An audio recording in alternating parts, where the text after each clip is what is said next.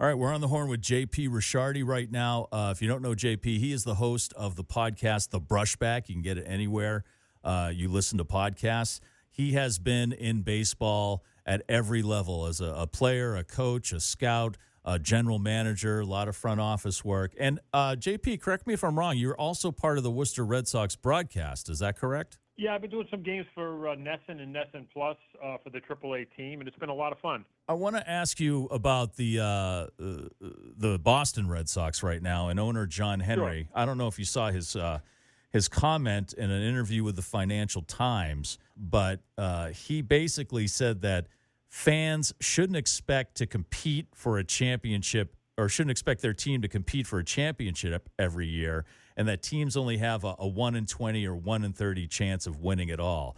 Of course, this brought out a lot of anger. Some people are saying he's insulting the paying fans, and some members in the clubhouse seem a little miffed. I'd like to get your thoughts as someone who has spent a lot of time. You know, you're a general manager for the Blue Jays for 8 years. You worked in the front office a lot. I imagine you dealt with owners all the time. What are your thoughts on this? It's kind of an open-ended question in a lot of ways, and I don't know if we could actually get to everything in this short interview. But first and foremost, John Henry owns the Red Sox. He can run them whatever way he wants. He has that right to do that. That doesn't mean that the fans have to subscribe to that belief and support the team. So it's kind of a double-edged sword. When I was in Toronto, our owner only wanted the payroll to be $50 to $54 million. And I knew what I had, and I had to do the best I could with what I had. I think what's happened in Boston, though, as you can see, the Celtics are on the verge of a world championship. You know, the Bruins have always had success. The Red Sox have had a lot of success since John Henry's bought the team. And they've raised the level of what fans expect for teams in Boston.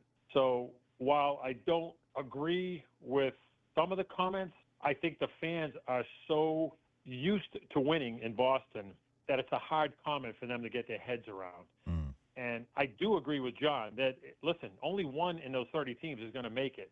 But that still shouldn't stop you from trying to be the best you can and trying to be a playoff team. Especially today, the playoffs are a lot easier to get to. I mean, a team went to the World Series last year with 83 wins. You know, that never happened in our day. I had teams that were in the mid to high 80s and never went to the playoffs. And in today's game would have went to the playoffs 3 or 4 times. So I think maybe John was trying to say we're not going to win it every year, but we could still be competitive and try to compete. And I think that's a little bit more acceptable to the fans. But it's tough in Boston. You know, the fans have been spoiled in everything, football, basketball, baseball. Actually, if you look at the Patriots, it's going to be a huge challenge for them now to see how they handle not putting a winning product on the field. Unfortunate, maybe the comment, but it's going to be interesting to see how the fans react over the next year or so. Yeah. Well, lest we forget, to your point about getting into the playoffs, the Red Sox in 2004 got in on the wild card, proceeded with the greatest comeback in sports history, in my humble opinion. But at the same time, I don't know. 28-3 is pretty big too. That's pretty big too. That's true. That's true. So my other question is, what does this do? It seems like some of the players are a little bothered by this. I mean, come out in public and say that. What does that do to the attitude in the clubhouse? Look, everybody has a job to do, and you still have to do the job. It's your job to be the best player that you could be and go out and do the best. And all I could relate to is, in Toronto, they gave me a budget every year. I didn't love the budget, but I knew what the marching orders were. So I had to make the best of what I had. No one wants to hear about your excuses. No one wants to hear that you don't have this and you don't have that, and other teams have this and have that. So as players, while it can be a little deflating, you still have a job to do, and you still have an opportunity to go out there and be the best you can at what you can do and control that. And maybe by you doing the job the best you can, you start winning as many games as you can. Ownership has a different viewpoint. But I understand the disappointment, but you still have a job to do. One of the first things I thought of, JP, was in the Brushback episode with Howard Bryant. And I think it was you who said, owners, they like baseball mostly. And it's kind of like a toy for them. But a lot of them don't love baseball like you or the managers or the players or other people in the organization. And no, but they like to win.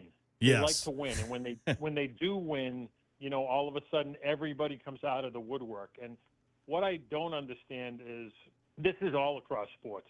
if you get into sports just for the financial investment, I understand that. But at some point, there's got to be some competitiveness in you that made you a multi-millionaire, that you look up and say, hey, I'm tired of finishing in last. I'm tired of finishing in fourth. And I want to try to compete and I want to try to win. And when you get good players and you bring people to the ballpark and you win, there's no better feeling than that. And I get it. Sometimes you're just not going to have a team that's good enough to win. And, sometimes you have to raise the white flag. But for the most part, there's no reason why everybody shouldn't be trying and trying to do the best they can. And I think in today's game, a lot of the ownership groups look at the extra wild card and say, all we have to be is good enough just to get in, almost like the NHL. Then if we get in and we have a run, I think the Panthers last year were an 8th seed, and they went to the Stanley Cup Finals. And, I think this wild card has kind of put a little crimp in the desire to win. Remains to be seen. JP Ricciardi, we always appreciate your insights. If you want to get even more insights and fascinating conversation, listen to the Brushback Podcast. You can get it wherever you listen to podcasts.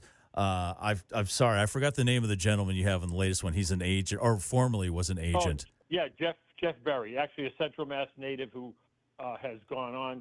went on to be a very, very prominent Major League Baseball agent representing big names, Buster Posey, Trey Turner, a lot of big names, and he stepped away. And he stepped away because he's kind of fed up with the business. And it's interesting because he gives his perspective. And he's a young guy. He's only 54. So it's interesting to hear some of his perspective on what he thinks of the game, where he thinks the game's going. So we're trying to give different angles and different viewpoints of everybody coming at baseball from different angles and show people things that maybe they weren't privy to. And I think this one will really educate a lot of people. Check it out. That's the latest the latest episode of the Brushback with JP Ricciardi. JP, thanks again. Oh, my pleasure. Take care. Have a good day.